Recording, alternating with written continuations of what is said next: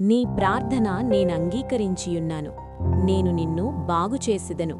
2 రాజులు 20వ అధ్యాయం 5వ వచనం. I have heard thy prayer, behold, I will hear thee.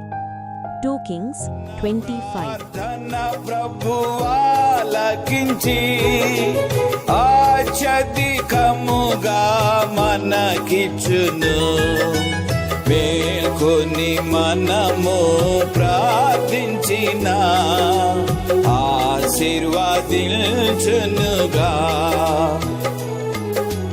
మేల్కొని మనము ప్రార్థించిన ఆశీర్వదించునుగా.